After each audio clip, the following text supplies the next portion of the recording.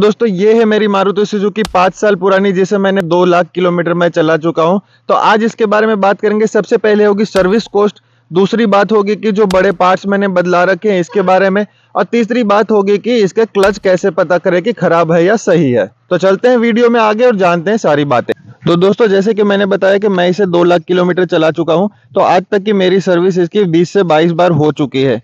20-22 बार service करवाने के बाद एक अच्छा खासा एक्सपीरियंस हो जाता है सर्विस सेंटर के साथ। तो मारुति की 20 सर्विस करवाने के बाद मैं आपको ये बता सकता हूँ कि इसकी सर्विस होती है एक 10,000 पे, 20,000 पे, 30,000 पे या 40,000 पे, इस तरह से 10,000 के काउंट के बाद आपकी सर्विस होती है। तो जो पहली 10,000 में वो होती है माइनर सर्विस, जिसमें सिर्फ आपका ऑयल बदलता है, ऑयल फिल्टर बदलता है, थोड़े बहुत फ्लूइड बदलता है। नेक्स्ट 20,000 किलोमीटर में होती है आपकी मेजर सर्विस, जिसके अंदर सब कुछ बदला जाता है। मतलब कि हर एक वाटर, हर एक कूलेंट और ऑयल और सब कुछ, जिसका भी जितना भी फ्लूइड है सारा कुछ बदला जाता है, जिसके चार्जेस थोड़ा बढ़ जाते हैं। माइनर सर्विस का जो खर्चा आता है वो आता है मुझे कम से कम 2,000 से लेके 2,500 या कभी कभार 3,000 तक आ जाता है। मेजर सर्विस की बात करें तो मेजर सर्विस में जो खर्च हो जाता है मैं आपको बताऊं 4 से 4,500 रुपए के आसपास हो जाता है। और इसके अलग से अगर आपने कुछ डिमांड की है, मतलब आपका कुछ वियर एंड टियर वाला पार्ट्स बदलना होगा, तो उसका अलग से खर्चा होता है। तो दोस्तों मैं आपको बता दूं कि इस गाड़ी की सर्विसिंग का मैंने हिसाब किया था, पूरी फाइल मेरे पास है, जिसका कि मैंने पे किया है आज तक 70,000 रुपए। इसमें 2 बार हमने बड़े बड़े पार्ट्स चेंज किए हैं, जैसे कि एक बार इसके रियर के सॉकर चेंज हो चुके हैं और एक बार हमने बदल ली है क्लच सेट। तो इस बारे में नेक्स्ट टॉपिक में बात करते हैं। टोटल खर्चा 70,000 रुपए के साथ 20 सर्विस। इस सर्विस में सबसे ज्यादा खर्चा मुझे एक ही बार आया था, जो कि था 8,500 रुपए की सर्विस।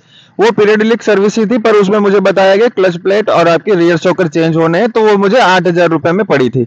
तो बात करते हैं इसकी मेजर पार्ट्स के बारे में, जो कुछ मैंने बदल चुका हूं इस गाड़ी में। तो सबसे पहले हमने बदले थे इसके रियर सॉकर्स, जो कि एक मुझे पड़ा था 1,100 रुपए का, दोनों एक साथ बदलाए थे तो 2,200 रुपए का वो खर्चा आया था। और शायद 1,000 रुपए तक का इसके अंदर मुझे लेबर चार्ज लगा था।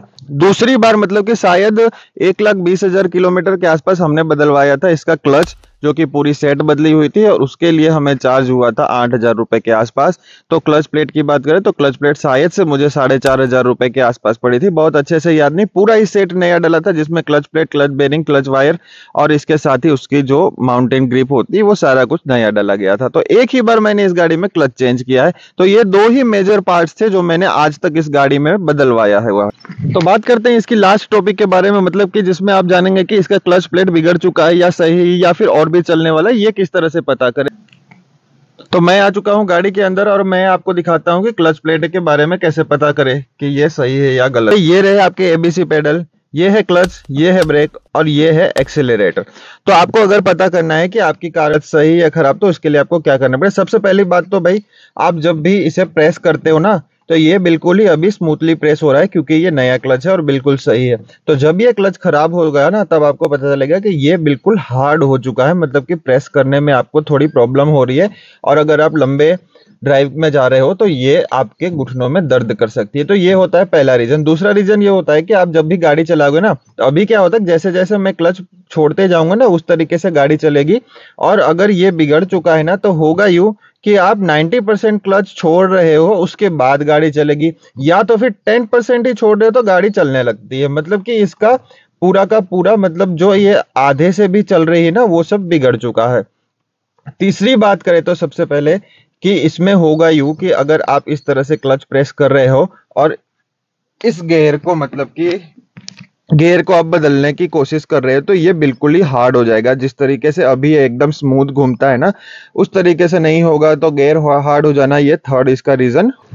तो कुछ छोटी छोटी ये बातें थी जिससे आप जान सकते हो कि अगर आपने भी इको कार ले रखी है तो आपका क्या खर्चा होगा, कौन कौन से पार्ट्स कब बदलने पड़ेंगे और क्या पता चलेगा कि क्लच कब खराब हो रहा है या नहीं खराब हुआ। इस तरीके से आप अपनी कार के बारे में जान सकते हैं। थैंक यू दोस्त, मेरा नाम है राहुल जोशी। सब्सक्राइब करें मेरे चैनल को, लाइक करें और सब्सक्राइब करें। मैं इसी तरह से नए नए कंटेंट आपके लिए कार के बारे में लाता रहूंगा। धन्यवाद।